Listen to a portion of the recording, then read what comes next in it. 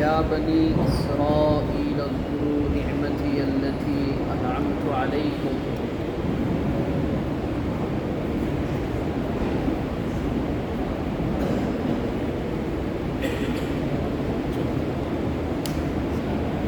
أعوذ بالله من الشيطان الرجيم بسم الله الرحمن الرحيم يا بني إسرائيل اذكروا نعمتي التي أنعمت عليكم وأوفوا بعهدي أوف بعهدكم وإياي فارهبون وآمنوا بما أنزلت مصدقا لما معكم ولا تكونوا أول كافر به ولا تشتروا بآياتي ثمنا قليلا وإياي فاتقون ولا تلبسوا الحق بالباطل وتكتموا الحق وأنتم تعلمون وأقيموا الصلاة وآتوا الزكاة واركعوا مع الراكعين.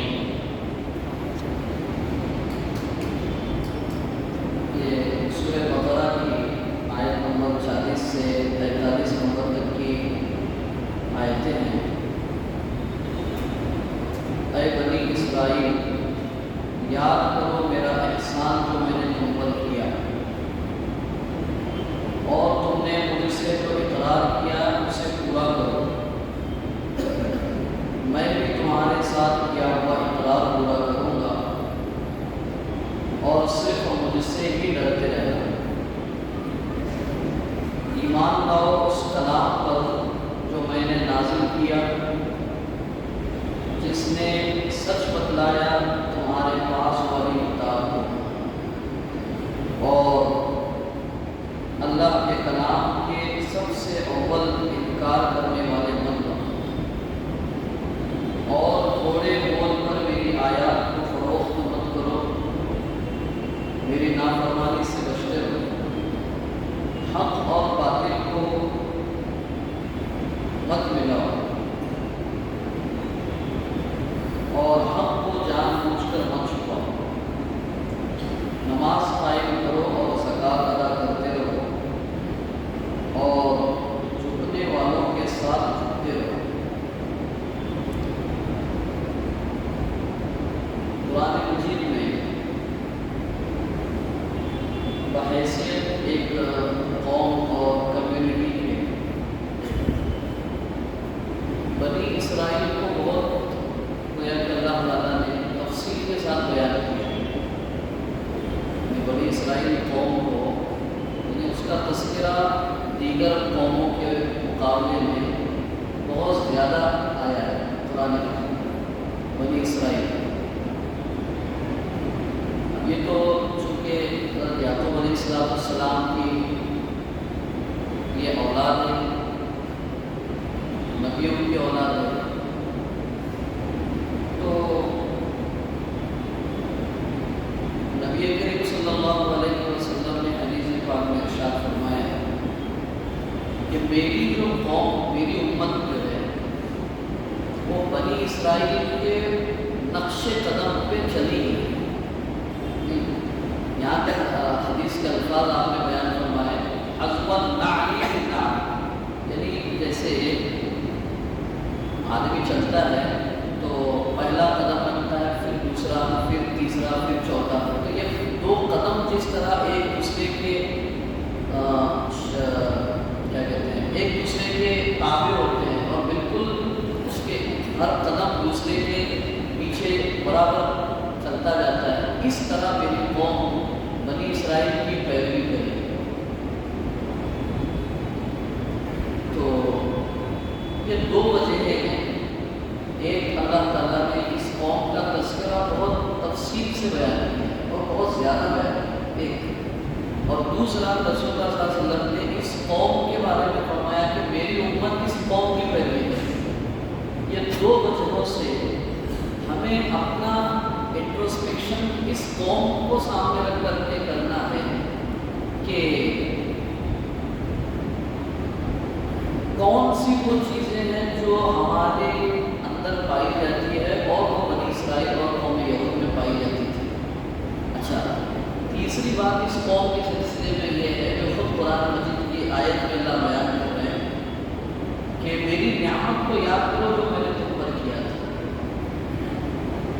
آیت میں اور پھر اللہ نے فرمایا فضلتکم علی العالمین،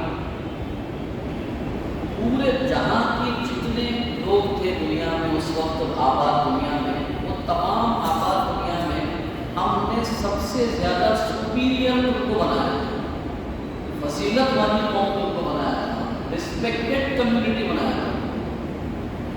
اور کس طرح تمہیں فضیلت دی تھی ہم نے، اس کا بھی ذکر اللہ نے مختلف جگہوں پہ مختلف انداز سے کیا ہے. ایک جگہ فرمایا ہم نے تم پر آسمان اور بادلوں کو جو ہے سائبان بنایا، اور جنت سے تمہارے لیے کھانا ہوتا ہے. یہ کسی قوم کے لیے نہیں ہے. اگر گرمی کے موسم میں سورج کی تپش کی وجہ سے انہیں اگر تکلیف ہوتی تو اللہ تعالیٰ بدلی کا سائبان بنا دیتے علیکم الغمام، تاکہ وہ لوگ گرمی کی تپش سے بچیں. اور کھانے کے لیے مننا اور سلوا، مفسرین نے لکھا ہے کہ یہ مننا اور سلوا جو ہے یہ ایک تو کھانا تھا جو عام کھانا کھاتے تھے، اور اس میں جو ہے دوسرا کھانے کا ایک نظام یہ تھا کہ اس میں میٹھا کوئی کھانا بھی اللہ تبارک و تعالیٰ نے کو رکھا. یہ فضیلت دی تھی. اور کام کیا کیا تھا، یہ تو فضیلت تھی. ڈیوٹی کیا تھی، ان کا کرتویہ کیا تھا، فرض کی ذمہ داریاں کیا تھی. ذمہ داری دو تھی، نبی سے کتاب لینا، نبی سے آسمانی کتاب کے احکامات لینا، اس کو اپنی ذات پر امپلیمنٹ کرتے ہوئے اس کو لوگوں تک اس کو کتاب کو پہنچانا، یہ کام تھا. پہلا کام، پہلی بات تو یہ ہوئی، یعنی اتنی گویا کہ فضیلت والی قوم کو ان کے ناقدری کی وجہ سے اللہ نے جو انعام کیا تھا، آج جمعے میں بتایا تھا ہم نے، شکر گزاری جو ہے بندے مومن کے لیے بہت ضروری عمل ہے.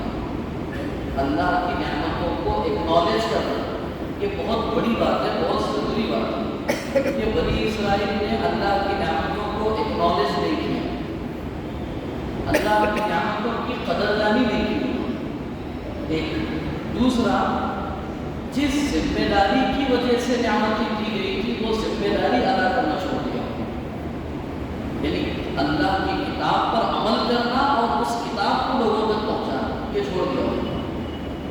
تو پھر اللہ تبارک و تعالیٰ نے کل سورہ فاتحہ پڑھا ہم نے، غیر المغضوب علیہم ولا الضالین، مسلسل امت محمدیہ کو دعوت دعا کروائیے ہمیں ان لوگوں کا راستہ نہ بتا جن پر تیرا غصہ ہو، یہ قوم یہود، اور نہ ان لوگوں کا راستہ بتا جو راستے سے بھٹک گئے، مس گائیڈ ہو گئے، وہ عیسائی. تو کیا چیزیں تھی، کیا اخلاقی خرابیاں تھیں بنی اسرائیل اور قوم یہود میں جن کی وجہ سے وہ لوگ اللہ کی نظر سے گر گئے، زوال یافتہ ہوئے، اور اللہ تبارک و تعالیٰ نے اپنی کیا کہتے ہیں نعمتوں سے انہیں محروم کر دیا. اور جو ذمہ داری انہیں دی تھی اللہ تبارک و تعالیٰ نے اس ذمہ داری سے انہیں ہٹا دیا، اور ایک نبی اور اس نبی کے ذریعے سے ایک قوم کو اللہ تبارک و تعالیٰ نے مبعوث کیا جس نبی کا نام محمد الرسول اللہ صلی اللہ علیہ وسلم. اور جس قوم کو اللہ نے نبی کے ذریعے سے پیدا کیا وہ صحابہ کرام سے شروع ہو کر کے ہم اور آپ ہیں، اور قیامت تک آنے والی مسلم امت. اب ان کو دیکھنا چاہیے کہ انہوں نے کیا کیا. سب سے پہلی چیز جو انہوں نے کی وہ اللہ کی نعمتوں سے اپنے آپ کو غافل کر دیا، یعنی اللہ کے احسان کو بھلا کر زندگی گزارنے والے بندے ہوئے. اب یہاں ہمیں اور اپنے آپ کو دیکھنا چاہیے. نمبر ایک، ہم اللہ کے احسان کو یاد رکھتے ہوئے زندگی گزار رہے ہیں یا اللہ کے احسان فراموشی کے ساتھ زندگی گزار رہے ہیں. جمعے میں ہم نے اس پر بات کی تھی، ہمارے جسم کا پورا ہر جسم کا ہر عضو اللہ کی طرف سے ایک نعمت ہے. آپ دواخانوں میں جا کر دیکھیے زبان کتنی بڑی نعمت ہے. ہمارے جو ہارٹ بیٹس کو بالکل بیلنس کے ساتھ میں بٹس ہو رہے ہیں اس کے، وہ بیلنس کا قائم رہنا یہ کتنی بڑی نعمت ہے. بہت ساری چیزیں ہیں. تو کیا ہم اللہ کے احسان کو مانتے ہوئے اللہ کی نعمتوں کے استحضار کے ساتھ زندگی گزار رہے ہیں، یا پھر یہ ہم سمجھ لیں کہ یہ پورا جو جسم ہے یہ ہماری سیلف اون پراپرٹی ہے، اس کا مالک تو میں. اسی لیے ابھی کچھ نوجوان ساتھی جو ہے کچھ 2-3 دن پہلے آئے تو انہوں نے کہا کہ ہم نوجوانوں کے سلسلے میں ایک کیمپین چلا رہے ہیں کہ منتھ آف چینج کے نام سے، منتھ آف چینج، تبدیلی کا مہینہ. تو ہر وہ چیز جو ہمارے جسم کو نقصان پہنچا رہی ہے فزیکلی یا اسپریچول، جو ہماری چیز ہمارے جسم کو نقصان پہنچا رہی ہے، وہ ہر چیز سے بچنا ہمارے لیے ضروری ہے. چاہے وہ کسی بھی طرح کے کھانے کی چیزوں سے متعلق ہو، استعمال کرنے کے تعلق سے چیزیں ہوں، اس سے بچنا اللہ کی طرف سے ہمارے لیے فرض ہے. لا تلقوا بأيديكم إلى التهلكة، اپنے آپ کو ہلاکت میں نہ ڈالو، چاہے وہ جسمانی طور پر ہو چاہے وہ روحانی طور پر. تو ایک تو چیز یہ ہے اللہ کی نعمتوں کے استحضار کے ساتھ وہ لوگ زندگی نہیں گزارتے تھے قوم یہود. اگر ہم بھی اسی طرح کی زندگی گزار رہے ہیں تو ہم بھی یہود کے نقش قدم پہ چلیں. اور پھر ہمارے لیے بھی وہی دعا ہے جو اللہ نے میرے غیر مغضوب علیہم، جن پہ اللہ کا غصہ ہو. چاہیے تو اللہ کے بارے میں ہم آپس میں بھی ایک دوسرے کے احسان کو ایکنالج نہیں کرتے ہیں. گھر سے لے لیجیے آپ، بیوی کو شوہر کے احسان کا استحضار نہیں، شوہر کو بیوی کے احسانات کا استحضار نہیں.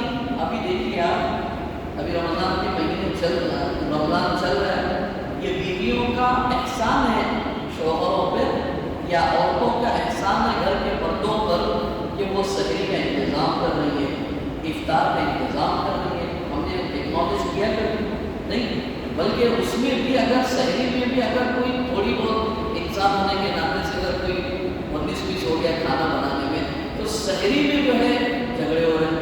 ابھی کل کی بات ہے، ہم سے ایک ساتھ نے کہا کہ ایسا معاملہ بنا، ایکنالج کرتے ہی نہیں ہیں.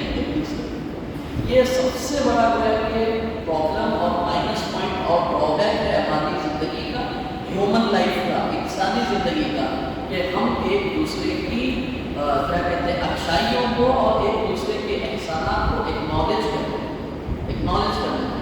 بیویوں کو شوہروں کی گویا کہ جو ذمہ داریاں شریعت نے دی ہیں، وہ جو ذمہ داریاں جو ادا کر رہا ہے اور حلال رزق لا کر کے جو تمہیں روزی کا کھانے پکانے کا یا اولاد کی تربیت کا جو کیا کہتے ہیں انتظام کر رہا ہے، تو بیویوں کو بھی شوہروں کی ان چیزوں کو ایکنالج کرنا چاہیے.